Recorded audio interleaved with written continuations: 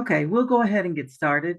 I'm Ann Garst-Taylor, and I'm the Director of Community Engagement for AIM at Melanoma, which is the parent company for AIM at Skin Cancer. And I'll have a chance later on to tell you a little bit about AIM at Skin Cancer. But what I need to do now is thank Banner MD Anderson for co-hosting this evening's symposium with us. I want to thank Dr. Gimbel for serving as our moderator, and of course, all three panelists for their collective wisdom. We have a live Q&A session that we have planned at the end of tonight's symposium. And I know you're going to want to know how to get your questions to our panelists. So I'll explain that now. If you are joining us via Zoom, then what you will do is look at the bottom of your screen, and there you will see both a Q&A tab and a chat feature. If you'd like, you may, say hello to us, let us know where you're viewing from in the chat feature, but please place your questions into the Q&A tab. If you are joining us via Facebook or YouTube, then put your questions into the comments there, and we will transfer them over to the Q&A tab here on Zoom so that our moderators can see your question. Just one cautionary comment. We would like to ask you please to make sure that when you ask your questions that you don't include a lot of personal detail to provide, to protect your privacy, and make your questions applicable to the largest swath of the viewers as possible. And with that, I'm going to turn the symposium over to Dr. Gimbel and let him open up our symposium. Thank you.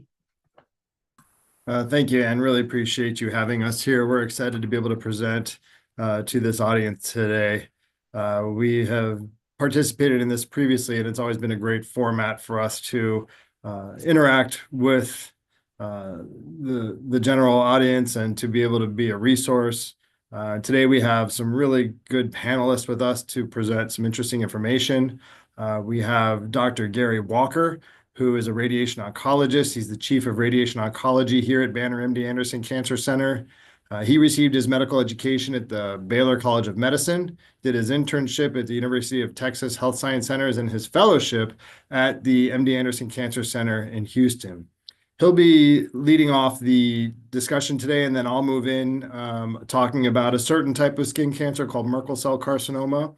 I am a surgical oncologist. I am the medical director of the melanoma cutaneous oncology program here at Banner MD Anderson.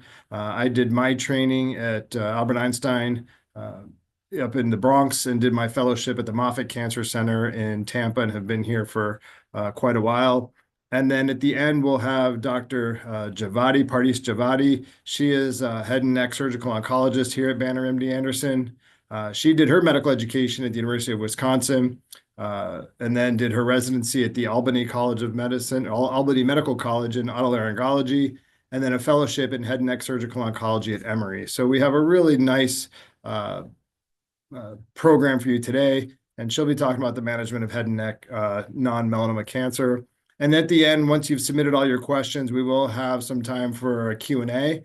That'll last about 20 minutes, and hopefully we can make this as educational as possible. So with that, I would like to turn this over to Dr. Gary Walker, who's going to talk about modern radiation therapy for skin cancer.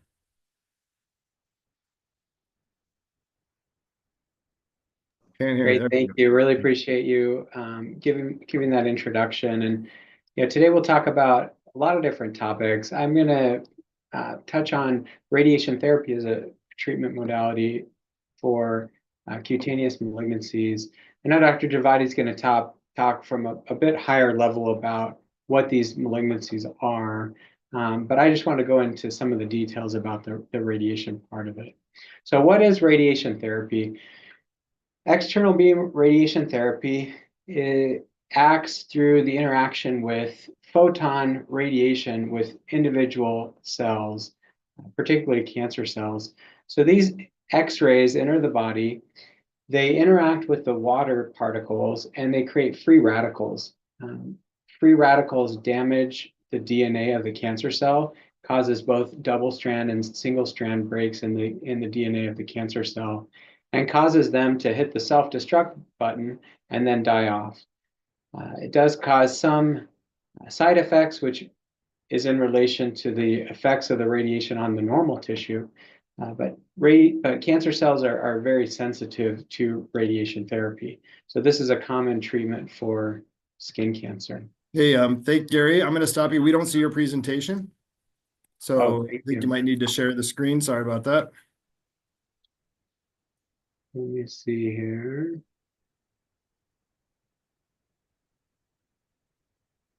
There we go. All right, now we got it. Perfect. Sorry about that. I had to hit one more button to finish the sharing. So this illustrates the photons coming in and causing the damage to the DNA cells in the cancer cells. So when do we recommend radiation therapy for skin cancer? There's really two situations. One is for curative treatment. So this is a treatment that's given to cure the cancer. The other is a adjuvant treatment. So in addition to surgery or other types of systemic therapy. So those are really the two indications for radiation therapy. There's various ways to deliver the radiation therapy, and we'll talk about several of those today.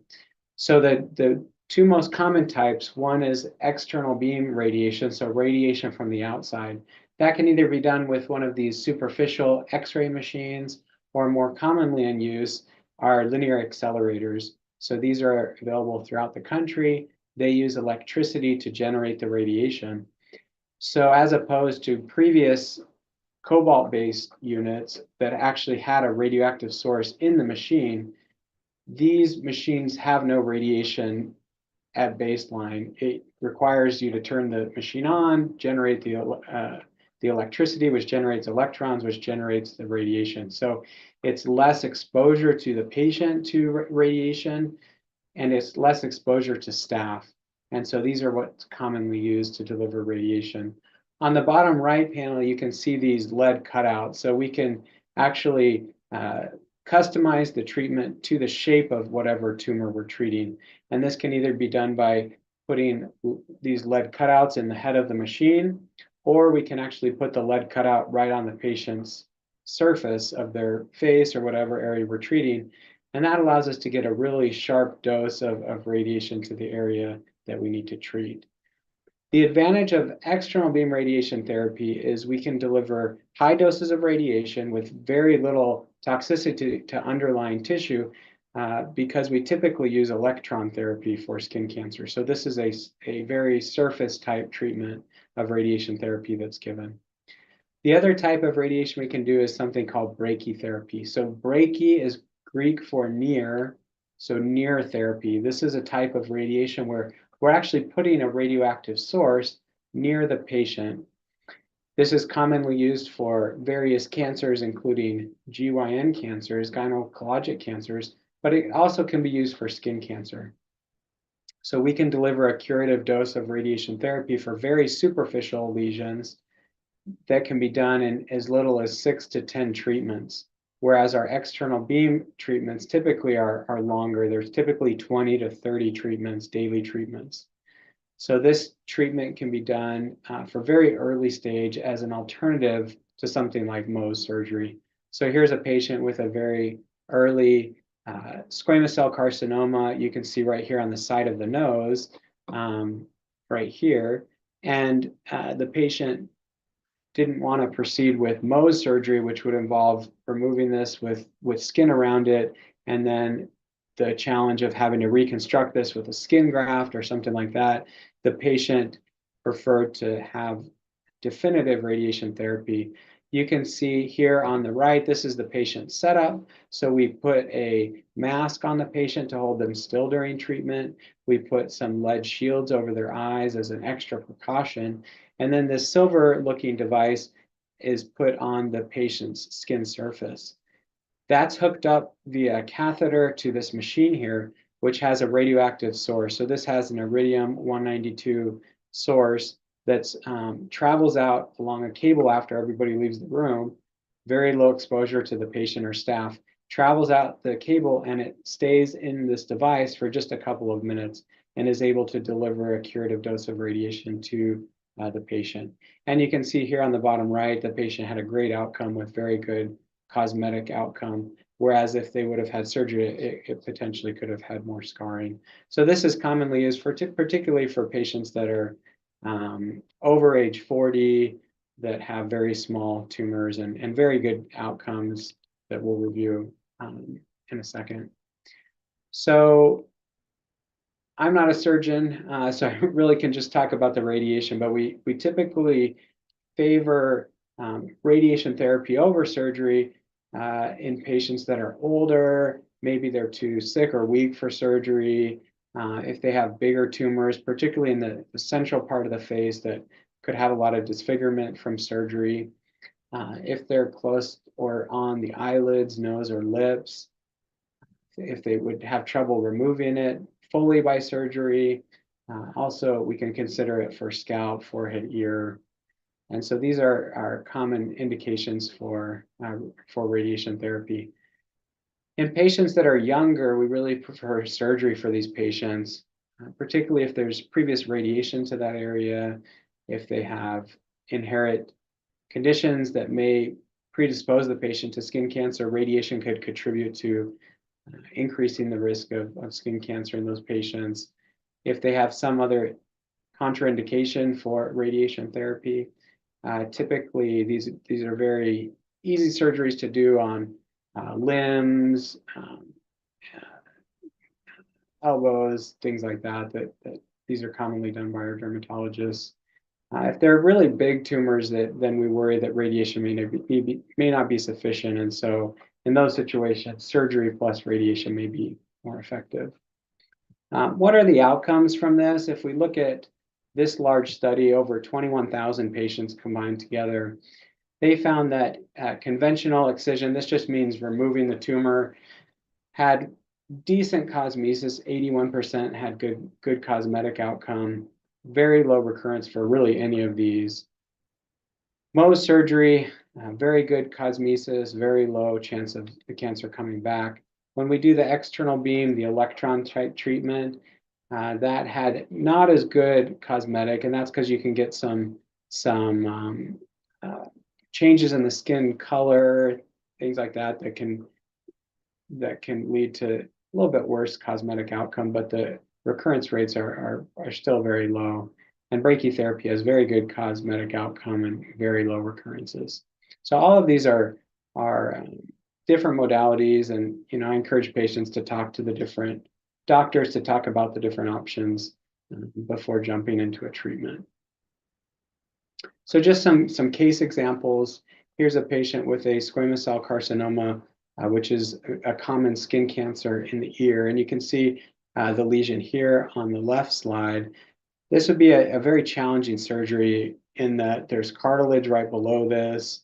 The patient may have to have some type of surgical reconstruction with plastic surgery. And so the patient opted for radiation therapy. Here's the patient several months later, and you can see the lesion responded really well, and the patient had a complete response to treatment. This next one is a patient. He was 75 years old, and he had this lesion in right below his eye. He met with a dermatologist, and actually he had really bad dementia, and his family complained that he started noticing that this was irritating the patient more, and he was fiddling with it, and they really wanted to take care of it. It was bleeding, and so we were able to treat him with just 10 treatments of external radiation, and this was 4 months later, and the family was thrilled. The patient no longer had pain and other effects from that tumor.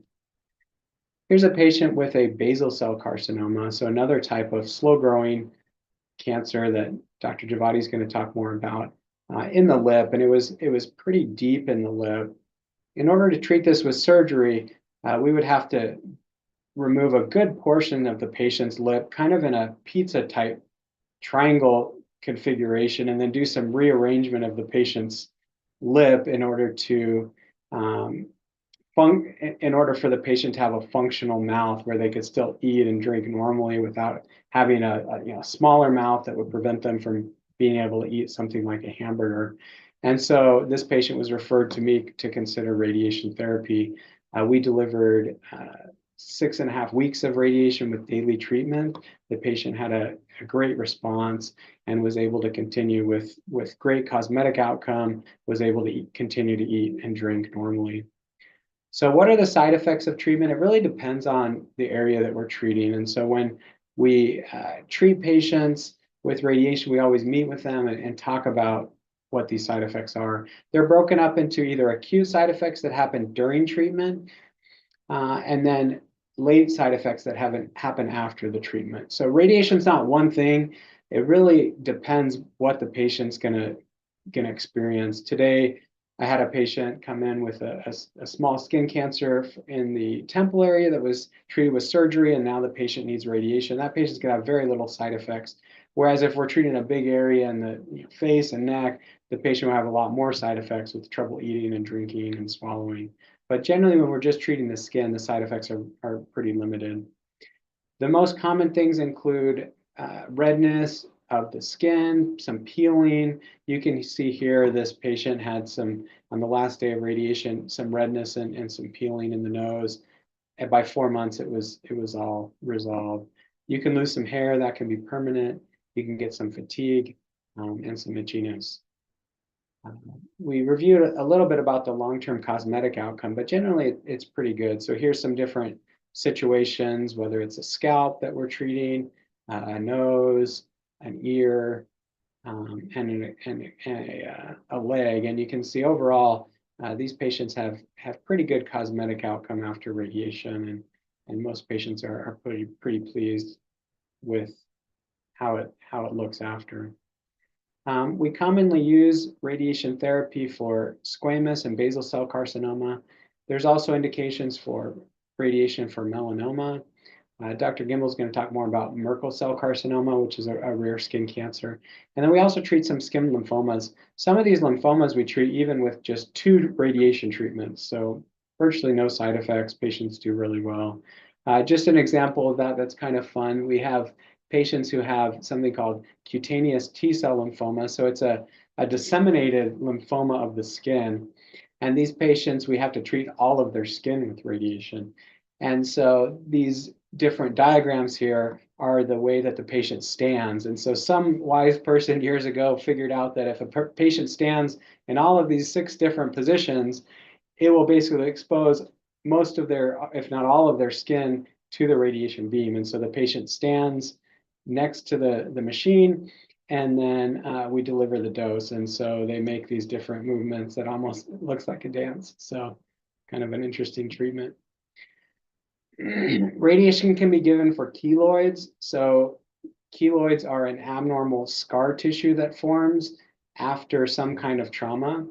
And even just a handful of radiation treatments, very low dose, can be given after surgery to prevent this from growing back. So here's a patient with a large keloid after a ear piercing.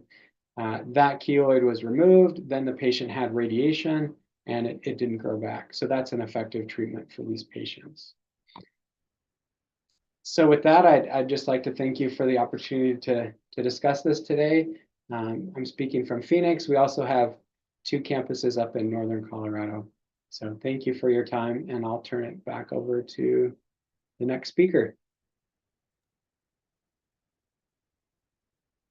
All right, thank you, Gary. That was a great overview in terms of utilizing radiation, kind of what it's used for. So I think that was very helpful and quite broad. I'll be the next presenter, and I'm going to be talking about Merkel cell carcinoma. Mine is much more focused on one specific disease.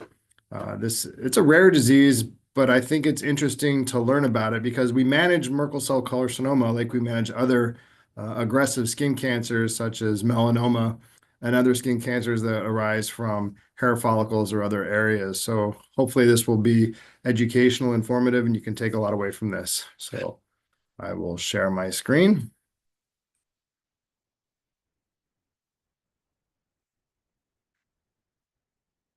And here we go.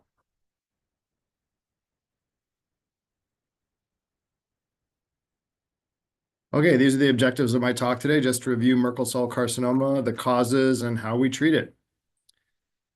Disclosure is not relevant to today. So I'm going to offer this quote. Some of it's magic and some of it's tragic, but I've had a good life all the way. This comes from the song of He Went to Paris. And I'm sure many of you know who sang this song. Jimmy Buffett. So I present Jimmy Buffett today because many of you heard about him in the news that he actually died of Merkel cell carcinoma and has brought a lot of awareness to this cancer. Even though it's rare, him having it and has brought it to light and brought it into the news and into the media. So we're going to talk a little bit more today. So what is a Merkel cell? Well, anytime we talk about a skin cancer, it's from the cell that it arises in the skin. Basal cell carcinoma from basal cells, squamous cell carcinoma from squamous cells, and yes, Merkel cell carcinoma comes from Merkel cells. So what are Merkel cells? Well, they're also known as the Merkel-Ranvier cells or tactile epithelial cells. They were defined by a gentleman by the name of Frederick Merkel. He was an anatomist and a histopathologist. In 1875, he identified these touch cells that were in the skin of all vertebrates, any type of animal that had a backbone. These cells are located at the base of the epidermis. So the epidermis the skin has a couple layers. The most superficial layer is the epidermis, and below that is the dermis. And then it gets into the subcutaneous tissue below that. And he identified these just at the base of the epidermis. They're mechanoreceptors, so they actually feel when there's position changes in the skin. So they're firing that identifies touch. And then the cell sits on top of these nerve endings that come from up deep and lower from the subcutaneous tissue. And these are felt to signal the touch sensory down into the nerves below, and that can now get back to the brain so the brain can understand that you are touching something. We know they're used for touch for a couple reasons. They're abundant in highly sensitive skin, such as the fingertips. Compared to, say, the back, there's a paucity of Merkel cells, but in the fingertips, there's an abundance of Merkel cells. And then when they made mice, it's called a knockout model, but they actually bred mice who didn't have Merkel cells. And it was shown that these mice actually didn't respond to light touch, so it became more evident that these cells were used for identifying touch. This is a representation of the layer of the skins. As I said, these are different cells that can become cancerous. This is the most superficial layer up here, and we get down to the basal layer here, and this is where the Merkel cells rest. This big blue cell here is a Merkel cell. The melanocytes, those are the cells that make melanoma. They're down at the bottom also. And then these other cells can form the basal cells, and the squamous cells are going to be a little bit higher up. And then there are other structures within the skin, such as hair follicles and sweat glands, and those cells can also turn cancerous, but we're going to focus on this Merkel cell right here. So it is a rare cancer. There's only about 3,000 cases that were reported in 2023, and compare that to squamous cell carcinoma, that's almost 2 million cases, and I'm sure that's even underreported. So you can see the discrepancy in terms of the number of cases that are happening with Merkel and not. So not a lot of people are getting it, but unfortunately, if someone does get Merkel, it's very aggressive and needs to be treated aggressively. These are most commonly seen in the head and neck location and the extremities. Rarely are they in the perianal region or the eyelid. They're more common in older people, white people, and males. We don't really see it in children, but most of the areas where it's being seen are those places that have been exposed to ultraviolet radiation or to sunlight. What causes Merkel cell carcinoma? Well, there's a couple thoughts in terms of why Merkel shows up and what causes it. One of them is ultraviolet radiation. Ultraviolet radiation causes DNA damage to skin cells, allowing unregulated growth. So it loses that ability for the cell to die, and it can just keep growing. And we see that on chronically sun-exposed areas, as I said, in the head and neck and in older patients, just had more exposure to ultraviolet radiation throughout their life, as well as those patients who've used tanning beds, because tanning beds give an unnatural high dose of radiation that the body wouldn't normally see. And even just doing one treatment in a tanning bed can increase the risk of skin cancer significantly. It was also identified that there's a virus on the skin, and this is called the Merkel cell polyoma virus. And it was seen once they started isolating the Merkel cell cancers and looking at them very closely, they were able to identify a virus within the cancer. And this is seen in up to 80% of cases. And this virus integrates into the host DNA, also allowing unregulated growth. And finally, immunosuppression. Those patients who have low immune systems have a higher risk of getting Merkel cell carcinoma. We know that the T cells are used to help regulate the growth of skin cancer cells, but if they don't have the T cell, if patients don't have the T cells anymore because they're immunosuppressed, the Merkel cells can now start to grow. Patients who have HIV, chronic leukemia, and certain medications, it's more common, although in a rare cancer, it's more common to see these cancers in those patients. So if we talk just to focus a little bit more on the polyoma virus, this is a virus that's seen on almost everybody's skin. We know that because up to 90% of adults actually have antibodies. If you check your blood for antibody to this, most of the people will have it. So we know it's colonized on the skin, but it doesn't become relevant for most people, that it doesn't turn into cancer. But when a Merkel cell cancer does happen, most of the time it's due to this virus, and the other time it's typically due to the radiation.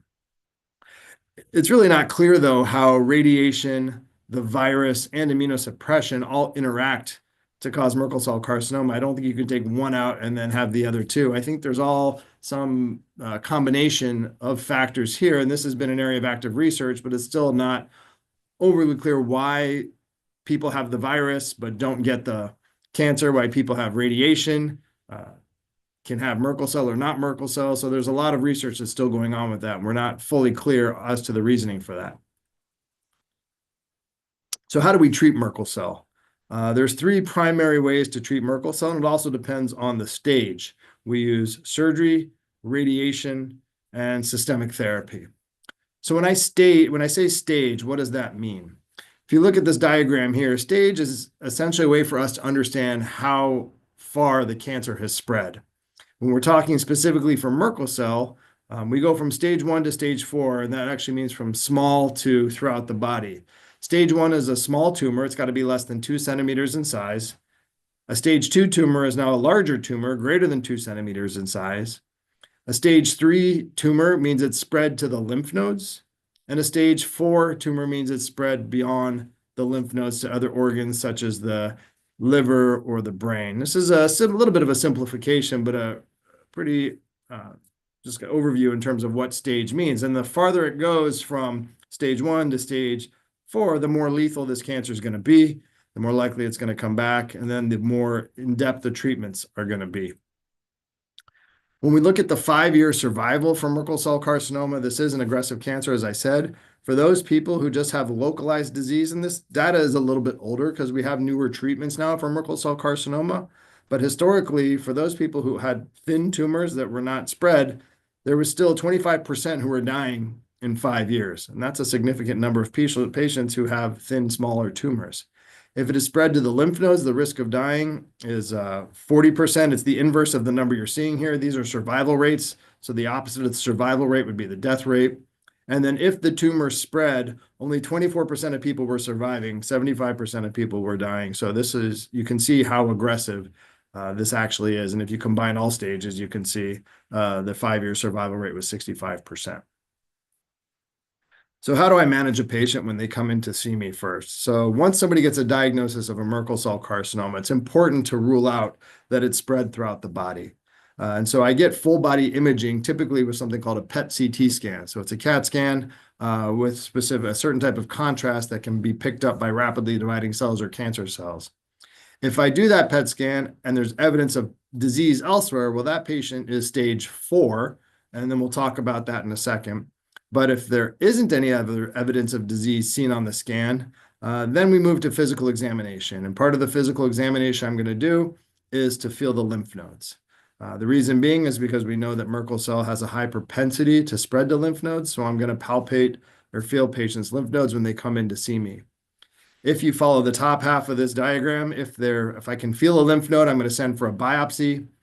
And if there's Merkel cells within that lymph node, then we consider the patient to have stage 3 disease. We know it's not stage 4 because the scan has already been done.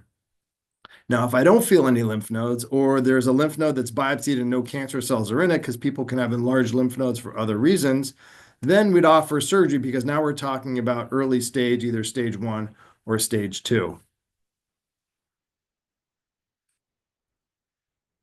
So in terms of treating Merkel cell in the early stage, surgery is the primary option to remove it. Mohs is given for even earlier. The Mohs is usually done by the dermatologist, where they're looking layer by layer under the microscope. But as it gets a little bit deeper into that 1 to 2 centimeter range or even more, then I perform something called a wide local excision. And a wide local excision is where I take a swath of normal tissue around the actual tumor to try to make sure I clear it with good margins. I would also perform something called a sentinel lymph node biopsy. A sentinel lymph node biopsy is I'm going to sample a lymph node to make sure there's no cancer in it. And while I told you if I didn't feel anything, or we did a biopsy and there was no cancer cells in there, or I did a scan and we didn't see any cancer there, it doesn't rule out microscopic disease. If you put a needle into a lymph node, you're only getting part of the lymph node, so you can't be 100% certain there's nothing else. If you do a scan and we don't see anything on the scan in the lymph nodes, well, we know that scans, especially a PET scan, you need to have at least about 3 to 4 millimeters of disease to be able to see it on the scan. So microscopic disease won't show up. So I'll still assess the lymph nodes. As Dr. Walker talked about, radiation is a very good thing to use for Merkel cell carcinoma. It's a very sensitive disease to Merkel cell. And the reason I explain that we do a wide excision is because you want to make sure you get the tumor, but potentially some other skip lesions around there. Radiation is very good with that, good with sterilizing the area around. So if patients have to get surgery and they have narrow excisions, such as some place close to the eye or areas that are cosmetically unappealing, you can do radiation to shrink the tumor down and even treat it. And if I do a resection and I can't get clear margins for whatever reason, we could also offer radiation to help sterilize the rest of the skin. And then for those patients who have really large tumors that hasn't spread, growing into bones or growing into deeper tissues or vital structures, we can actually consider systemic therapy for that advanced disease to shrink it down first, and then take patients to the operating room. And we'll go over each of these a little bit more. I told you that you could do Mohs for Merkel cell carcinoma, and that would be for what's called stage 0. I didn't show you stage 0, but what stage 0 is any cell that, well, all the stem cells for the skin are in the epidermis. Those cells can mutate and grow into cancer. If they don't invade into the deeper dermis, by definition, there is 0 risk of spread, and that's considered an in situ cancer. And so it just needs to be removed because there is no evidence, there is no risk of spread. And I actually wouldn't get a PET scan on these patients if that was the diagnosis.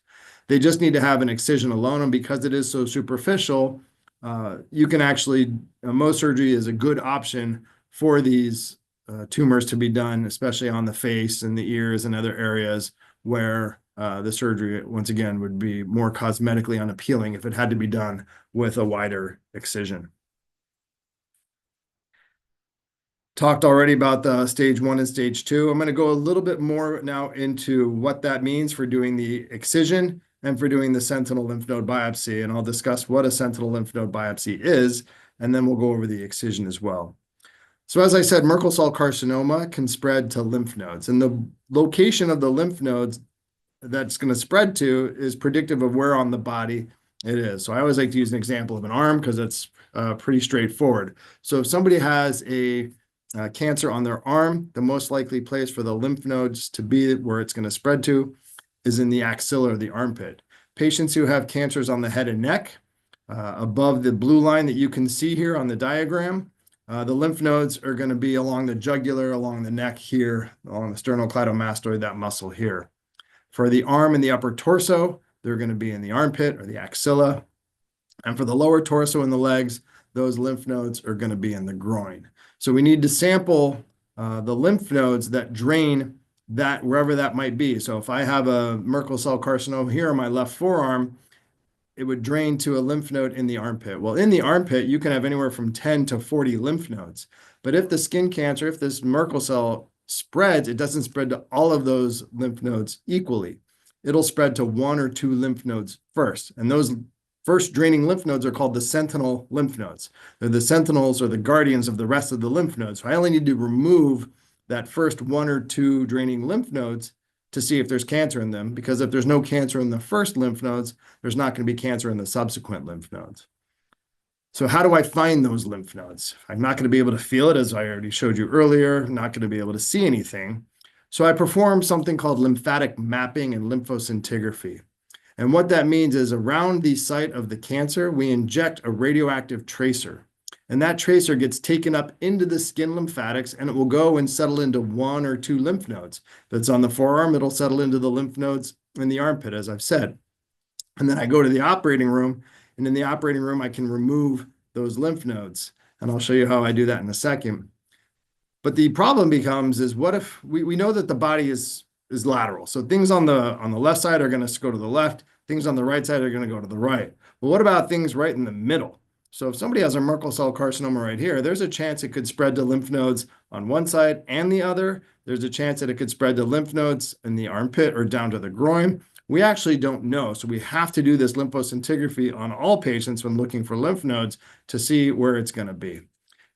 And that's called the lymphatic mapping or lymphoscintigraphy, where they get injected with what's called lymphoseek. I think this is a little more than we need to know. This is the camera after the patients get injected with the radioactive tracer. This is the camera that picks up the tracer and will show an image with the outline of the body and then where the lymph nodes are. And I will give you some examples of this.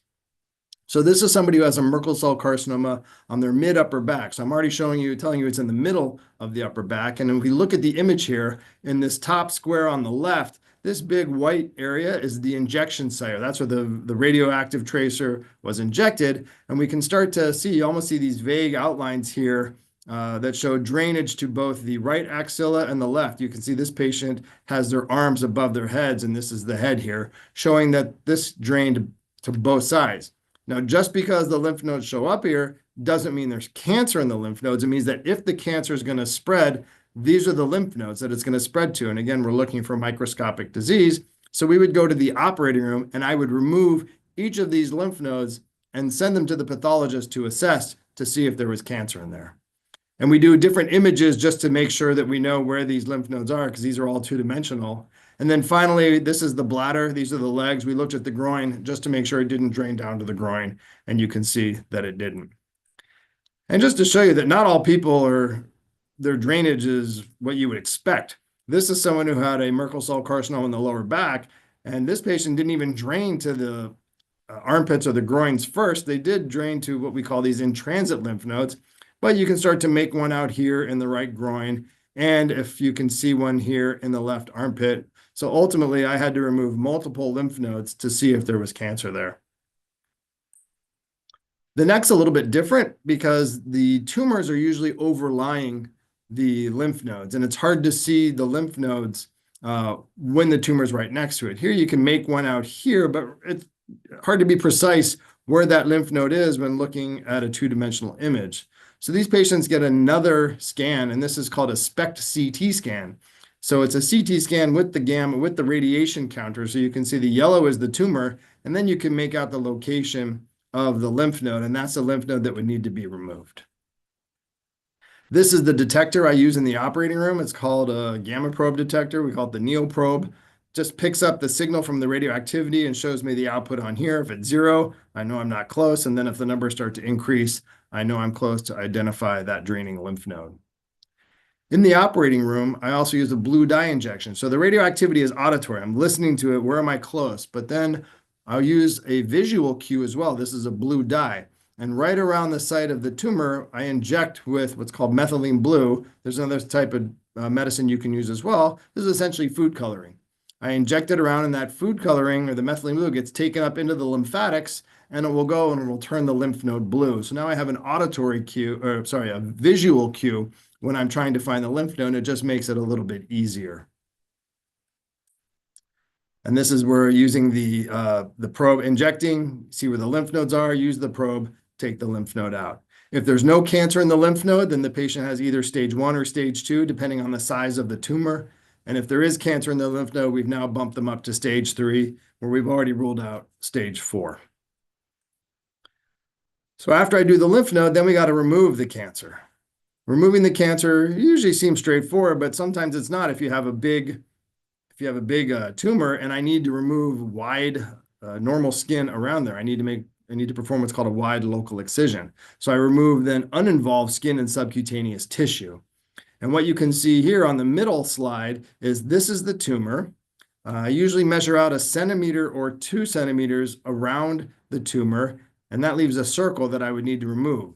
And because you can't really close a circle surgically, it's too hard to do under too much tension, we ellipse a margin of skin out and skin and subcutaneous tissue beyond there. And I take it down to the muscle. Now I don't take any muscle, but I take it down to the line, what's called the fascia, and it overlies the muscle, and I can lift everything up off that and then close it, and people get a linear scar. If I'm going to do a 1 centimeter margin, patients are going to get a 3-inch incision. And if going to do a 2 centimeter margin, someone's going to get a 5 to 6-inch incision. You can imagine in some areas, such as the forearm, where there's not a lot of skin to close, we may have to do skin grafts. We may need to do muscle flaps or something a little bit more significant to get the skin closed. I talked about how deep I go. I like to do it along skin lines because that decreases some of the tension. And for the extremities, we want to do it in longitudinal, in the length of the extremity, because if we go across the extremity here, if I actually turn this and go across, well, as we talked about, we have lymphatics all throughout the skin. And if you go across the arm, the lymphatic fluid has a harder time getting out. And it does have an increased risk of getting swelling or lymphedema in the lower extremity. Now, smaller ones, it's not usually a big deal because there's a lot of other ways to get around, but large incisions, doing it transversely can be a little problematic. Moving into stage 3 Merkel cells. So if somebody has positive nodes, meaning there's cancer cells in their nodes, the treatment is going to depend on how much cancer is in those lymph nodes. So if I didn't see anything on the scans and I do a sentinel lymph node biopsy and there's microscopic disease in those lymph nodes, we're going to send the patient for radiation to try to make sure that we sterilize the rest of the lymph nodes so that there's no risk of having cancer that can continue to grow. Now, if we take out that sentinel lymph node and there's more than microscopic disease, say there's a few millimeters or a centimeter of disease that we didn't appreciate earlier and it didn't show up on the scan, then I would either offer a completion lymph node dissection, where it means I take the rest of the lymph nodes out of the armpit through a much bigger surgery, or we could also send them for radiation as well. The more disease that there's going to be, the less effective radiation would be over the long term. But at the smaller disease, we know that the radiation is still going to work quite well. Now, if somebody comes to me and I can actually feel a lymph node, well, now this is a whole different issue, and we're going to offer them some treatment before surgery because we know it's already gotten in their system, going from the primary site to the lymph nodes, where we're going to give treatment or what's called immunotherapy before surgery. Then we'll take them to the operating room. And if after the surgery, after I take out all the lymph nodes, if we see something called extracapsular extension or the patient's immunosuppressed, we're going to consider radiation for those patients. And then finally, for stage 4, this is metastatic, where it's spread to other organs. It doesn't make sense to remove the primary tumor because it's already elsewhere in the body. We're going to offer first immunotherapy and then chemotherapy. And immunotherapy is a class of drug that ramps up the body's own immune system to go after cancer cells. And it works really well for some of these skin cancers, Merkel being one, melanoma being another. And if patients are resistant to that, not all patients are going to respond, we can use chemotherapy. If we can shrink their tumor down with these and they only have a little bit of tumor left, then we would consider surgery. And lastly, I told you earlier that if tumors are really large or growing into other structures, we would give them treatment ahead of time. We would give immunotherapy to reduce the size of the tumor. As I said, that this is quite responsive to immunotherapy, so we can get these tumors down much smaller and then remove them and giving better outcomes for the patient. So in conclusion, Merkel cell, it's a very aggressive cancer. Early detection is key. So if you've had a lot of ultraviolet radiation, you need to be hanging out with your dermatologist, making sure we don't see anything. If you are immunosuppressed, you also want to be a little bit more concerned about skin lesions on your body. Merkel cell usually shows up as a red or pinkish nodule, as opposed to like a melanoma, which shows up as a dark patch. Merkel's a little less obvious. And then in terms of when we treat, I'm going to start with a scan. We'll look at the lymph nodes, we'll excise it, and then patients need to have follow-up and surveillance. All right, well, I thank you for your time on that. I will now stop sharing my screen here. There we go, thank you. And we will move into the next talk. The next talk is going to be Dr. Javadi, and Dr. Javadi is going to be talking about the management of head and neck non-melanoma skin cancer. And thank you, Pardis. You are up.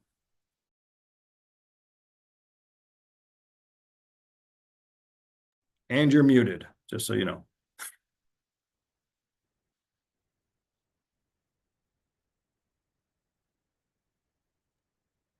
Yeah, we can see that, but you're still muted. Oh, am I still muted or is it working? That works out great. Thank you. Okay, perfect. All right. Are you guys able to see the presentation okay, it looks like? Wonderful. Thanks for giving me this opportunity to speak today. I will be speaking about non-melanoma skin cancers of the head and neck specifically. Let's see. Oops, sorry. Next slide. So in terms of cancers, skin cancers of the head and neck, they are, more commonly seen in our geriatric population. And surgery still is an important part of the initial management in a lot of the skin cancers in the head and neck area. Obviously, there are other adjuvant or adjunct treatments that are also used in treatment, and those usually include radiation, chemotherapy, and monoclonal antibodies, and also very commonly these days, immune therapy in management of some of the skin cancers as well.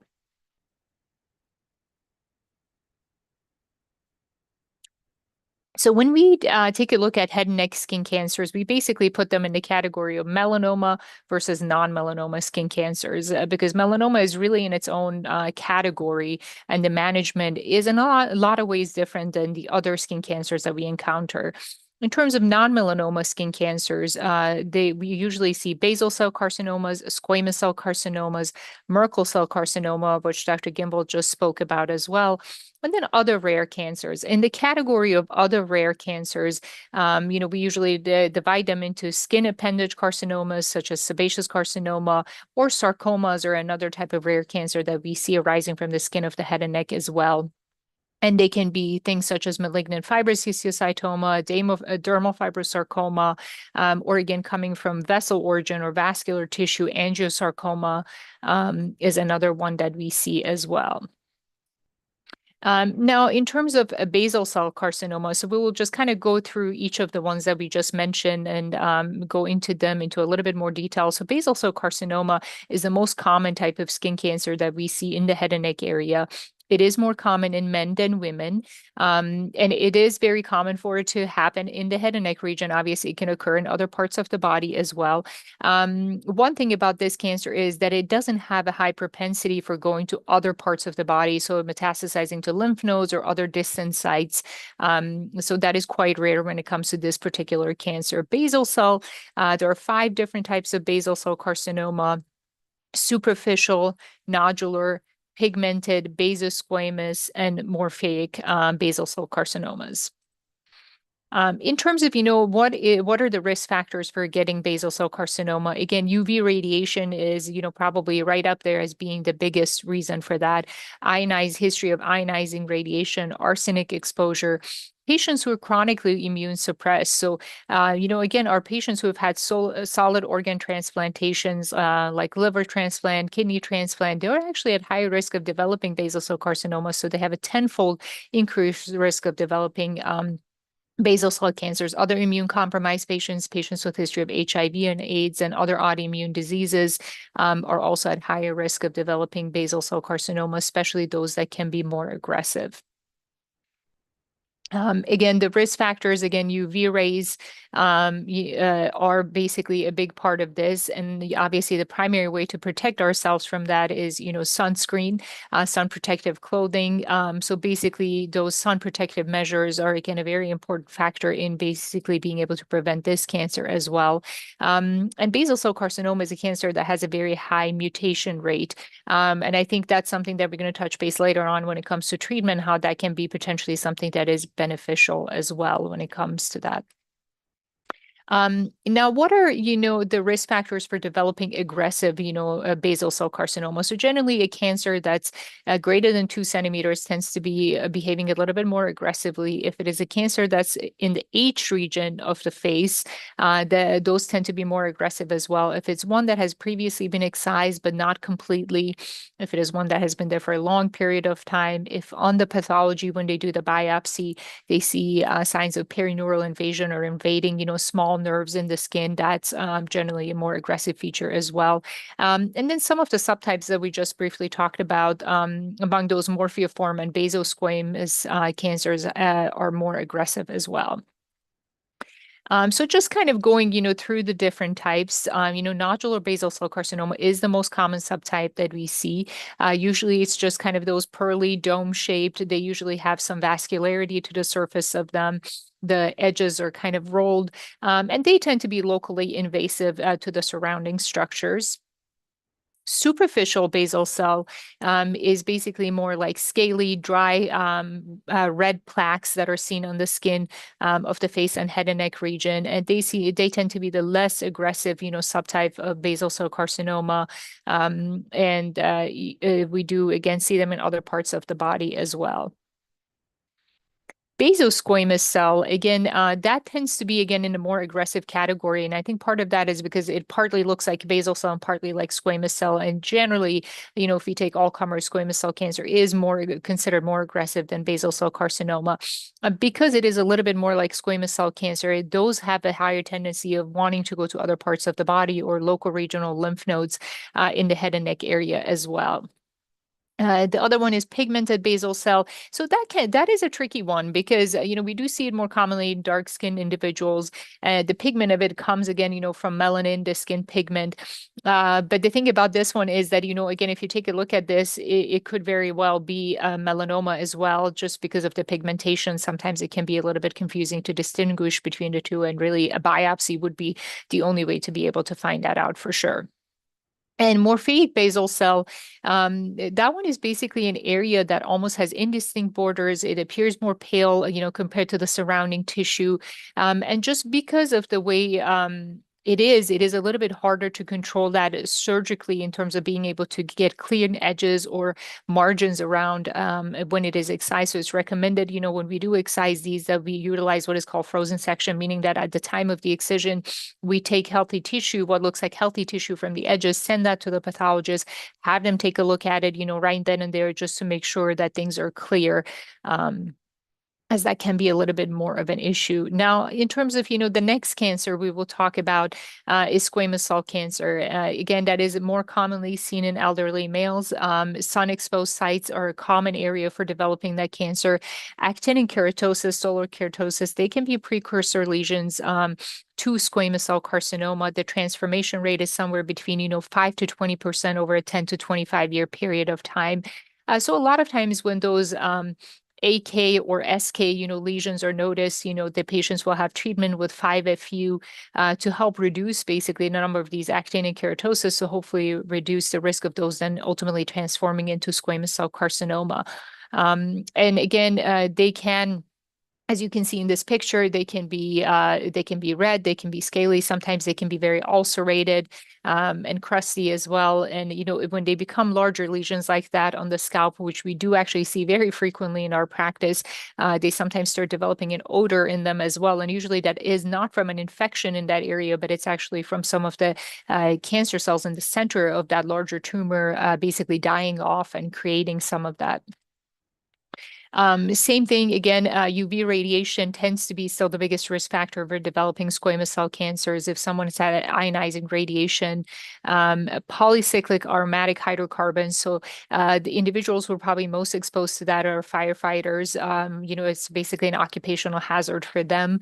Arsenic exposure. Again, another thing is if somebody has a chronic wound in an area that's irritated, that's not healing, the cells in that area can sometimes transform and develop squamous cell cancers.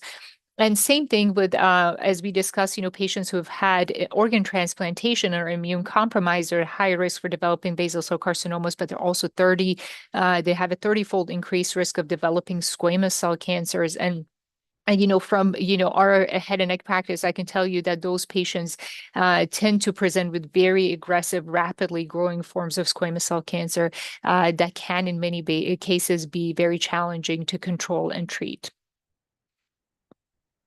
Again, what are those kind of more high risk factors for high risk squamous cell cancer? Again, if we're having a lesion that's greater than 2 centimeters, if it's extending, beyond the surface of the skin to the deeper tissue, if on pathology they say that it appears to be poorly differentiated or invading into the small nerves, invading into the lymphovascular kind of the basically, again, kind of the vasculature in that area that is draining, that area of the skin.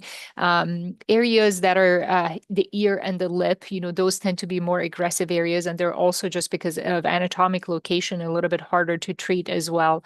If somebody has had an incomplete excision, that is a risk factor as well. And then, as we discussed, people who are immune compromised are certainly at higher risk of developing aggressive forms of squamous cell cancer. And for squamous cell cancer, it does have a much higher propensity to want to go to what we call local regional lymph nodes. Now, in the local regional lymph nodes, what are those in the head and neck area? So parotid gland is a common area. So that's the spit gland or the salivary gland on the side of the face.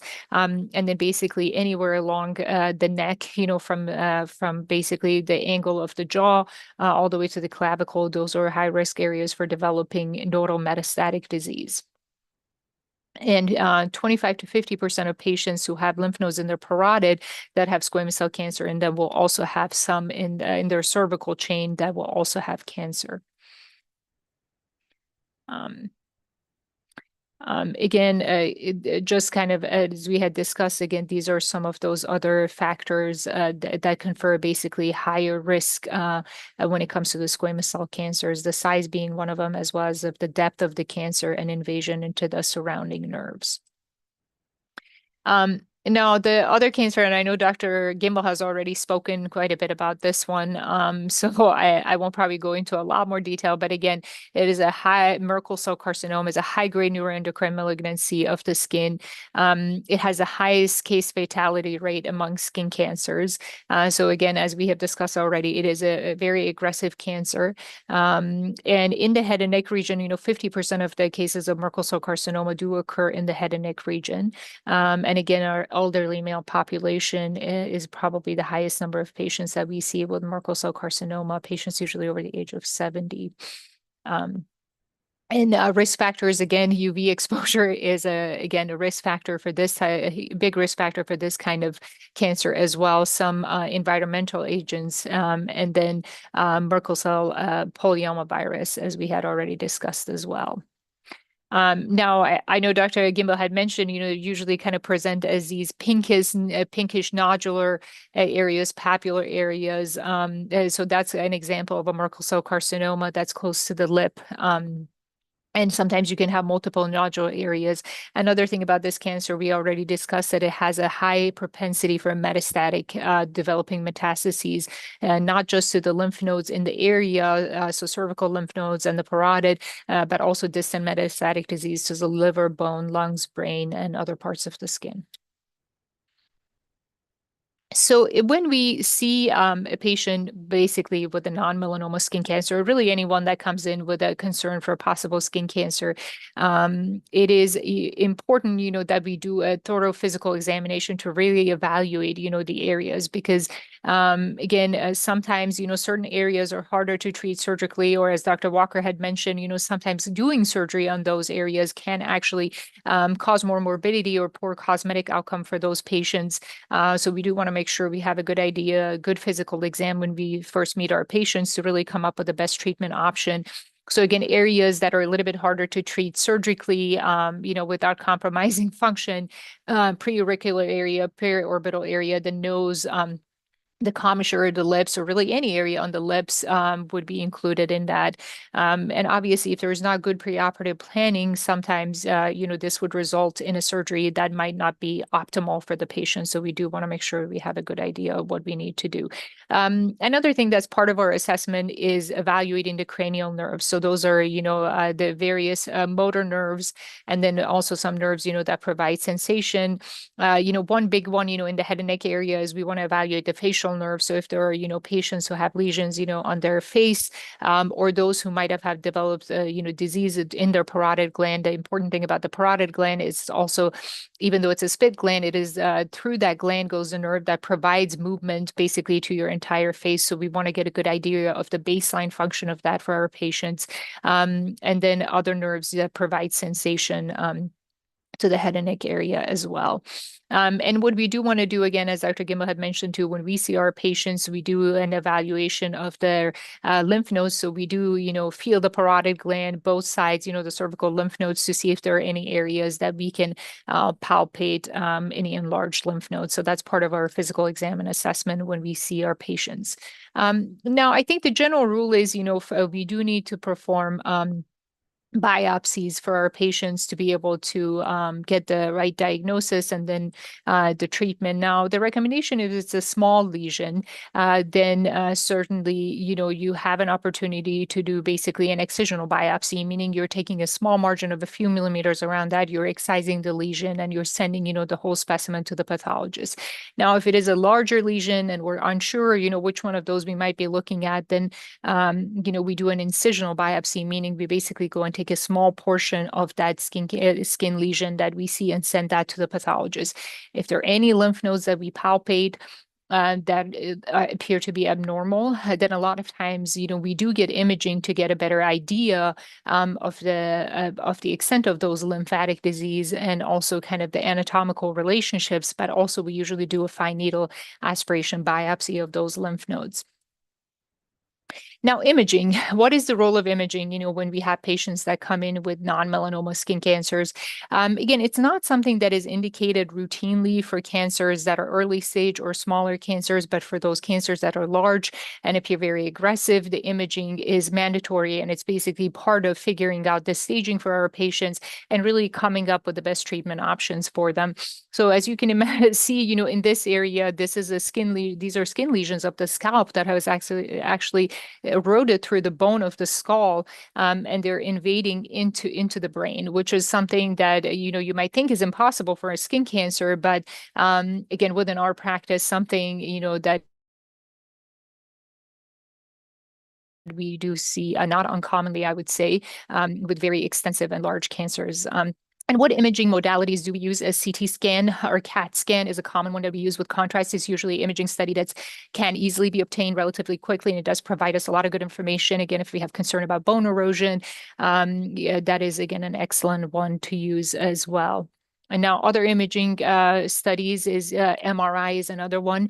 Again, if we're concerned that a tumor is going into the brain, tracking along nerves, that is a good way to look at that. Now, if there are patients where we're really mostly worried about, cervical lymph nodes, are they worrisome or not, then an ultrasound can sometimes be enough. And if we have, again, a very aggressive cancer, or we have a patient with Merkel cell cancer as part of their staging process, we usually complete that PET CT scan as well, as Dr. Gimbel had mentioned earlier.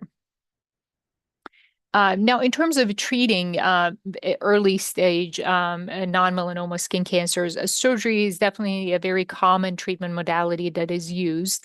And in terms of, how widely, we go around those. So the surgery can, again, be multiple different ways. One is wide local excision, which is something that we usually perform in our practice. And then the other option, certainly for the early stage cancers, such as squamous cell and basal cell carcinoma, can also be Mohs surgery, which is done by our dermatology colleagues. Now, how widely do we want to go around a skin lesion, to hopefully have a good chance of clearing that? For squamous cell cancers, again, 4 millimeters for skin lesions that are less than 2 centimeters, and 6 millimeters for lesions that are more than 2 centimeters. And for basal cell, it's recommended that there's at least a 3 millimeter margin around the lesion. Now, other options, aside from surgery, for these early stage cancers, for squamous cell cancer, basal cell cancer, squamous cell cancer in situ, 5-FU cream, imiquimod cream is also other therapies that can be used in a successful fashion.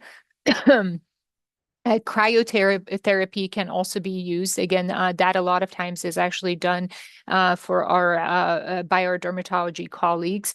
Now, here it says, for early stage cancer, it says vismodegib. So a lot of times, vismodegib, that it can be used for that, but the vast majority of the time, really the scenarios that we're using this are actually the larger basal cell carcinomas, and that's basically a form of immune therapy that can be used as well in treatment of basal cell carcinoma. Now, for more for larger cancers, usually at that point in time, we do an unblocked resection. So we do the little bit wider margins for squamous cell cancer. We typically go at least a centimeter around the area where the mass is. If there is any evidence of nodal involvement, we would actually dissect those nodal basins as well. And a lot of times, these patients will also require other treatments such as radiotherapy as well.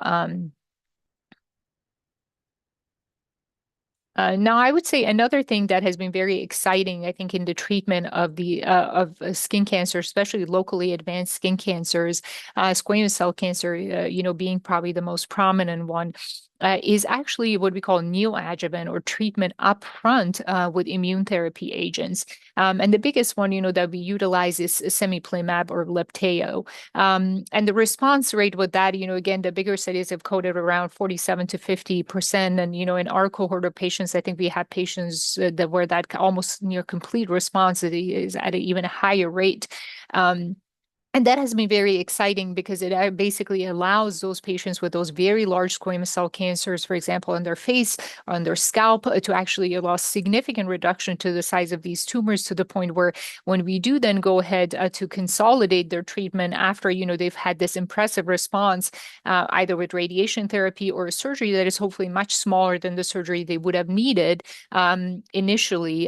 So I think that is a very exciting area. There are some more studies that are going to be done in this area as well.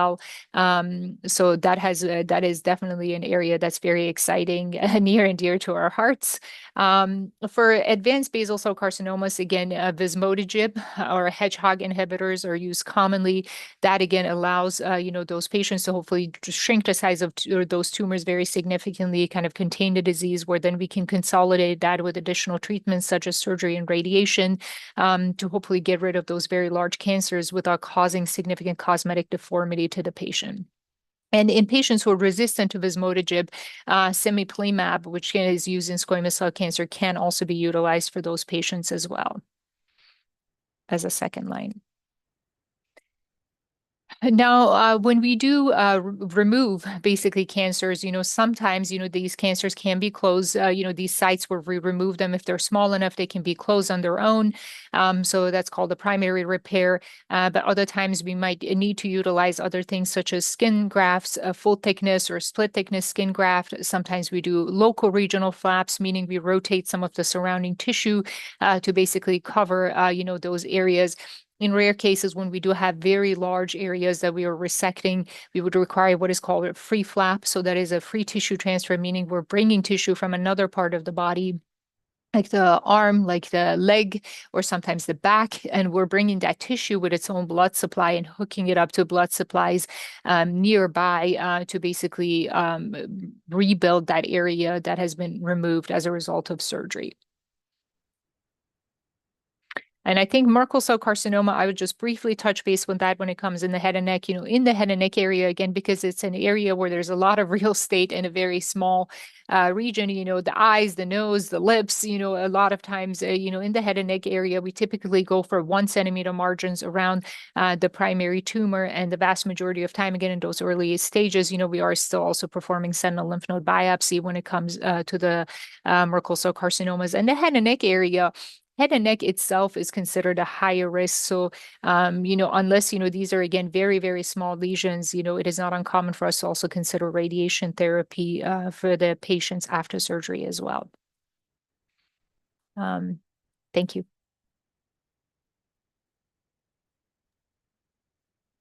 All right. Thank you, Dr. Javadi. Just want everybody to realize that everything you're hearing here is just the tip of the iceberg. There's so much more to what we do in the depth of managing these. So always recommend learning things here, but always talking to your doctors to make sure you're getting the appropriate care and the care that's right for you. So with that, I'd like to pass this platform back over to Anne. Anne's going to talk about some of the resources that may be available for you. That's right. And thank you so much, Dr. Gimbel. I just want just a minute. I know that we have some questions that have come in, but I want just a minute to talk about Aim at Skin Cancer. As I said, Aim at Melanoma is the parent company for Aim at Skin Cancer. Aim at Melanoma has been around for 20 years, providing educational resources for individuals diagnosed with melanoma. But a year ago, we launched our Aim at Skin Cancer website and to provide similar information for individuals who are diagnosed with non-melanoma. And so what I wanted, the reason that we did that is because that we believe that well-informed patients make better choices for their care. And I just wanted to let those people who are watching our webinar this evening know what kind of information is available for them there. By far, the most frequently visited pages have to do with staging and treatment and side effect management. And I encourage you to go there. Our page at this time, our website primarily focuses on basal and squamous cell carcinoma.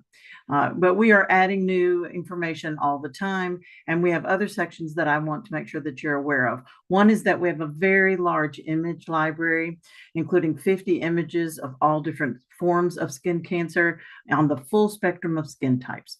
We also have a service that's called Ask a Skin Cancer Nurse. Krista Rubin works alongside of AIM at Skin Cancer. She's been an oncology PA for over 30 years. This is a free and confidential way for you to ask questions so that you can fully understand the treatment options that your care team is suggesting to you. In addition to that, Krista has done a number of webinars, primarily focusing on the kinds of questions that come in from the public. And so we encourage you to visit our website and look at those webinars as well. We have a section that's for caregivers. We know that caregivers are involved in not only caring for the individual, that their loved one that has been diagnosed with skin cancer, but may be involved in some of the decision making. And we want you to take care of yourself as well. So we invite you to come and look at our caregiver section. And lastly, I want to talk about this symposium. We co-host 4 symposiums a year with cancer centers across the country. What we will do with this symposium, at its conclusion this evening, after our Q&A session, about 20 minutes after the conclusion of our symposium, it will be available again on our AIM at Skin Cancer YouTube and Facebook Live platforms. So you would be able to see the symposium again in its entirety. Then about 2 weeks from now, we're going to take each one of these presentations and we're going to divide them by topic and edit them and put them back on our AIM at Skin Cancer site so that you could view any of these presentations individually or share them with family if you would like to do so. I want to be your guide to help you find things on our AIM at Skin Cancer site if I can be. I'm going to put my email address in the comments here on Zoom and also on Facebook and YouTube so that you can reach out to me if there's any way that I can be of service to you or help you find things on our website. And so with that, I'm going to turn the symposium back over to Dr. Gimbel. Please allow me just a moment to thank them again, Dr. Walker, Dr. Javardi, and Dr. Gimbel for their wonderful presentations. And we will start with our live Q&A session. Thank you, Ann. This has been just a great platform for us to give information. We know all the great work that you've done over the years. We've been involved with you from the melanoma standpoint, and we're excited to be involved with you for just the non-melanoma, the skin cancer. Appreciate all the work that you've done for patients and even for caregivers. There's really few, if any, resources like this. So again, thank you. At this point, Dr. Walker, if you can jump back on, we're going to go over a Q&A session here. So I'm just waiting for some of the questions to pop up. There it is, Q&A. I'm in the wrong spot there. Okay, great. So I will take a look at these and then I'll read them out loud. And if it's to the direct person, we will have them answer. So starting at the top, when Dr. Walker talks about radiation treatment being curative, does that mean it will fully cure my basal cell cancer? Will other treatments need to happen? Yeah, so the goal with curative radiation is that it would be given as the single treatment modality. So we can give that in place of surgery. But certainly it depends on the scenario, depends on the location, the size, the history, et cetera. And so we would encourage you to to seek an opinion with a radiation oncologist who could give you some more information on that. Yeah, thank you. And I know sometimes we look at different ways to treat patients, whether it's surgery, whether it's radiation, whether it's systemic treatments. And some of that depends on the shape of the patient as well. Some patients just can't handle certain things. Radiation requires multiple treatments. Maybe it's not feasible if you're far away from a center to get radiation. If someone has cardiac issues, maybe surgery is not the right thing. So there's a lot of factors that go into making the decision. So again, please ask your healthcare provider. But to keep on with the radiation comments or the radiation information, what are some of the most common side effects of radiation? Yeah, so really the side effects are in general limited to the area that we're treating, with the exception of fatigue. You know, even if we're treating a small area, patients can still get fatigue. But in general, the side effects are localized. Most commonly for skin cancer, that would include redness of the skin, itchiness of the skin, perhaps some blistering and peeling, and perhaps some hair loss depending on the area. So those are the most common side effects. And, Dr. Javadi, I'll ask this one for you. Is Merkel cell as aggressive as melanoma? That is a great question. I mean, they're both very aggressive forms of skin cancer. I think, as we mentioned, Merkel cell cancer has even a higher mortality, when it comes to melanoma. And I would say, with melanoma, there have been a lot of advances in the last few years, and a lot of that is actually related to immune therapy, not so much the surgeries that we do. So I think that has actually increased, the survival for our melanoma patients, whereas Merkel cell, a lot of those other adjunct treatments for that are still being developed. So in some ways, I would honestly probably consider the Merkel cell carcinoma a little more aggressive than melanoma. So I don't know what your thoughts are on that, Dr. Gimbel. Yeah, I completely agree with that in terms of survival outcomes, that Merkel cell is much more aggressive. We just don't see as much of it to be able to expound too much on that. But when we do see it, we know it is at higher risk of spread. And that's why for Merkel cell, we do get imaging on patients up front versus in a melanoma. If it's a thin melanoma, we don't necessarily image those patients. The next question, we can all take a look at this. It's essentially someone who's had multiple skin cancers, been treated multiple times, 5, 6, 7. The skin cancers come back. Does that mean that the damage has already been done? Is there anything that can be done to prevent more skin cancers from coming up on this patient who's already had multiple? Are there any supplements or anything, treatments that can be done to reduce the risk of skin cancer? I'll take a stab at that first, because this is a hard question to answer. We know that when damage occurs to the skin, that damage is typically cumulative throughout your life. And most of the people who get skin cancer, it's not from what's just happened in the past 5, 10 years. It's what happened in the first 20 years. How much ultraviolet radiation did you get when you were young? How many blistering sunburns? Did you use tanning beds? Is it chronic exposure? And you can't undo that exposure. So if you're getting multiple skin cancers, the best way to treat them is just to stay with the dermatologist for screening and surveillance. And you want to find them when they're early. You want to find something that's changing in its early state. You can't undo the damage. But that being said, what I counsel my patients on is, while you can't undo the damage, we already know you can make skin cancer if you continue to go out and beat up your skin with the sun or with whatever, whatever the ultraviolet radiation may come from. You're going to increase that risk even more. Unfortunately, for someone who's had multiple skin cancers, if you never go out in the sun again, you can get more. There's no sunscreen that's going to stop that or prevent that from happening.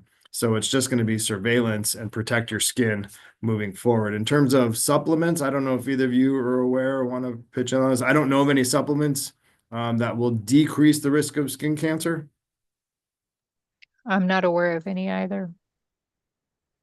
No, and I would say that there are some genetic syndromes that can predispose patients to multiple cancers like this. And so, I think anytime you have a complicated situation like that, I think it's worthwhile to seek out a higher level of care, hopefully at a cancer center with the whole spectrum of services, including dermatology, surgery, genetic counseling, medical oncology, and et cetera. And they will have all the tools to take care of you.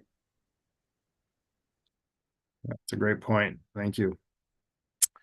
In terms of your practice, do you guys have any clinical trials for squamous cell carcinoma? Do you know of any new treatments that might be coming on, or any trials that patients can be enrolled on if they have advanced disease? Yes, we do have a study that we will hopefully be starting here at MD Anderson as one of the sites is HN 14. And that's actually looking again at using the neoadjuvant approach of semiplimab for our patients with more advanced cancers, squamous cell cancers of the skin, and then doing, response adapted surgery, versus doing, surgical resection, which has kind of been generally the traditional, mainstay of treatment. So that's one study that hopefully will be opening up here at MD Anderson shortly. Yeah, and just to add to that, I think that drug, cemiplimab, immunotherapy for squamous cell carcinoma, is really revolutionary. And the New England Journal of Medicine paper that introduced that drug, actually, we were one of the sites that were enrolled patients on that trial through one of our medical oncologists, Dr. New. So we have various trials that are constantly ongoing at our center for these type of patients. Another trial that we have open right now is something called the Alpha Tau trial that uses a new radioactive threads that are put in the tumor and can be used for cancer that's not responded to traditional surgery or radiation. Many of these can be very advanced cancers. And we've seen remarkable responses with this new treatment. And so that's a trial that we offer here for squamous cell carcinoma that's not responded to other treatments. We're opening the second phase of that, which is for patients with compromised immune systems. But we have various other trials, and we're always opening new trials for our patients. Would you call that alpha tau? Would that be considered brachytherapy? Yeah, so that's a type of brachytherapy. So radiation near the tumor, in this case, inside the tumor. And yeah, I should have added that as one of my slides. And in terms of systemic treatment or getting treatment through your veins, we know that immunotherapy has worked really well. It first started off with cemiplimab. If you have that, your medical oncologist may recommend Keytruda or pembrolizumab. There's some other immunotherapies out there that are also approved for treating metastatic squamous cell carcinoma.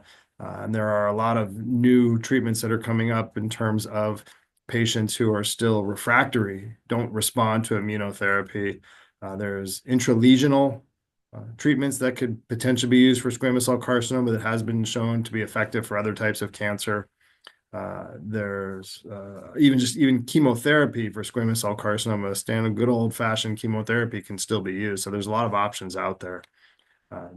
If you have an issue or you're not responding, you can look on some of the government websites to see what other clinical trials might be out there as well.